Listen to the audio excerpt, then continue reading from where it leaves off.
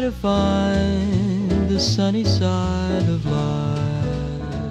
Hi, I'm Harry Marks, and this is Let's All Go to the Lobby, your introduction to the film you're about to watch.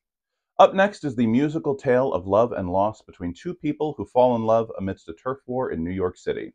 I'm talking, of course, about West Side Story, with music by Leonard Bernstein and lyrics by Stephen Sondheim. Directed by Robert Wise and Jerome Robbins, West Side Story tells the tragic love story of Tony and Maria, played by Richard Beymer and Natalie Wood respectively, who attempt to be together despite their very different backgrounds. Jerome Robbins had directed and choreographed the stage version of the show and refused to be a part of the film unless he could direct it as well, but he lacked experience in film direction. So executive producer Walter Mirisch hired Robert Wise to direct the dramatic scenes while Robbins handled the musical numbers.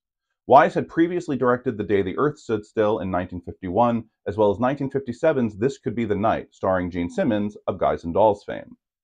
Robbins was something of a perfectionist and was never happy with just one take. His need for multiple takes of every scene led to the film going way over budget and falling behind schedule.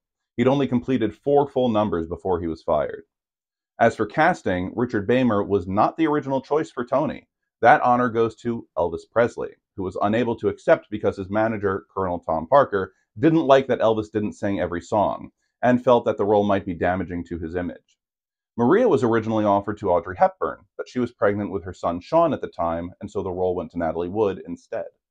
West Side Story, the film, was a bit more progressive than its Broadway counterpart. The lyrics to America, for example, were changed from the stage version. The original lyrics were too offensive and belittling toward Puerto Ricans, and so they were modified in the movie to highlight the discrimination they faced in their daily lives instead. Unfortunately, that forward-thinking mentality did not extend to the cast.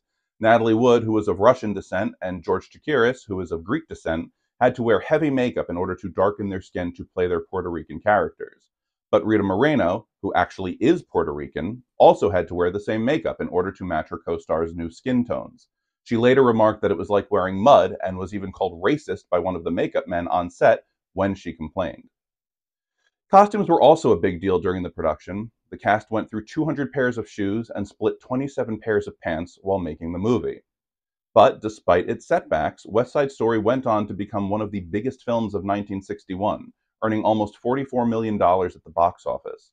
It took second place to Disney's 101 Dalmatians.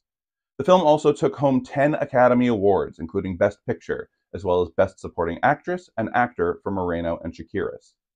George Chakiris had famously played one of Rosemary Clooney's dancers during her number Love You Didn't Do Right by Me, which you can watch every December in White Christmas. And so, starring Natalie Wood, Richard Beymer, George Chakiris, Rita Moreno, and Russ Tamblyn singing songs by Leonard Bernstein and Stephen Sondheim, here's the biggest live-action film of 1961, West Side Story.